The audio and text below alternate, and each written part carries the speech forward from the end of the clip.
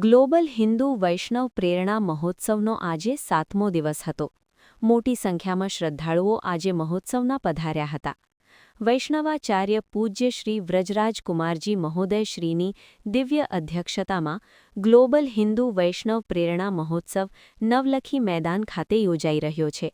આ મહોત્સવ Vallabh youth organisation VYOના 15 વર્ષ તથા વ્રજધામ આધ્યાત્મિક સંકુલના 25 વર્ષની ઉજવણી પ્રસંગે આયોજિત થયો છે। આજે મહોત્સવનો 7મો દિવસ અને શનિવાર હોવાથી મોટી સંખ્યામાં વૈષ્ણવ શ્રદ્ધાળુઓ પધાર્યા હતા। સ્થાનિક શ્રદ્ધાળુઓ સાથે દેશ-વિદેશથી પણ મોટી સંખ્યામાં શ્રદ્ધાળુઓ પધાર્યા છે।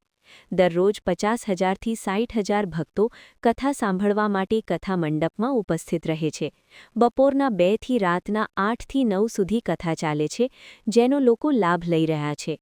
સાથે જ તેટલા જ ભક્તો ભારત તીર્થ દર્શનની અદ્ભુત ઝાંકી તૈયાર કરવામાં આવી છે, તેના દર્શન કરી રહ્યા છે અને ધન્યતા પ્રાપ્ત કરી રહ્યા છે। દેશના 29થી વધુ પવિત્ર તીર્થો તેમજ 64 કુંડનું પવિત્ર જળ વડોદરા પધાર્યું છે, જેના દર્શન અને લાભ સૌ શ્રદ્ધાળુઓને પ્રાપ્ત કરી રહ્યા છે। આ મહોત્સવમાં એક વિશેષ આકર્ષણ રૂપે 400થી વધુ સ્ટોલ ધરાવતો ભવ્ય બિઝનેસ એક્સપો પણ યોજાઈ રહ્યો છે, જેને વ્યાપારીઓ તરફથી અભૂતપૂર્વ પ્રતિસાદ મળી રહ્યો।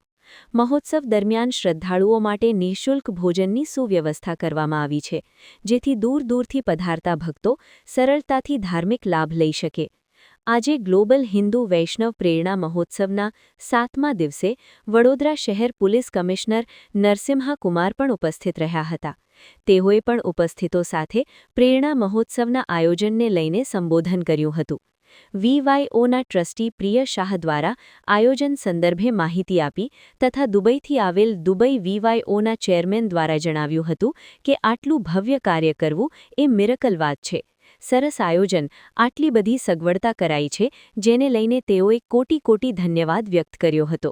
પરમ પૂજ્ય ગોસ્વામી 108 શ્રી વ્રજરાજ કુમારજી મહોદયશ્રીની પ્રેરણાથી VYO અંતર્ગત આજે ગ્લોબલ વૈષ્ણવ હિન્દુ પ્રેરણા મહોત્સવનું જે આયોજન થયું છે, એમાં અત્યારે દરરોજના લગભગ 50થી 60,000 માણસ કથા સાંભળવા માટે કથા મંડપમાં આવે છે અને કથા પણ કેટલી લાંબી ઇતિહાસ થઈ ગયો છે આખા ભારતભરમાં કે બપોરના 2 થી રાતના 8 થી 9 વાગ્યા સુધી કથા ચાલતી હોય છે। તદુપરાંત એટલી જ પબ્લિક 50થી 60,000 માણસ બહાર ભગવાનના 84 વ્રજ દર્શનો આપણા જોવા માટે પધારે છે, ભારત તીર્થના દર્શનો કરવા પધારે છે, હિમાલય અને 4 ધામની યાત્રાએ બધા વૈષ્ણવો પધારી રહ્યા છે અને તમામ હિન્દુઓ માટે આ એક સૌથી મોટામાં મોટું ગૌરવવંતું સ્થાન છે અને એ આખા ભારતભરમાં કદાચ આવું ફરી થાય નહીં। જય શ્રી કૃષ્ણ। પૂજ્ય વ્રજરાજ કુમારજીને મારા દંડવત પ્રણામ। હું દુબઈથી આવેલો છું, દુબઈ VYOનું ચેરમેન છું। આ કાર્યમાં આપણને આવવાનું આમંત્રણ થયો એ જ આપણા સૌભાગ્ય। આ આટલું ભવ્ય કાર્ય કરવું આ એક ઇંગ્લિશમાં જેને મિરેકલ કહે એવી વાત છે।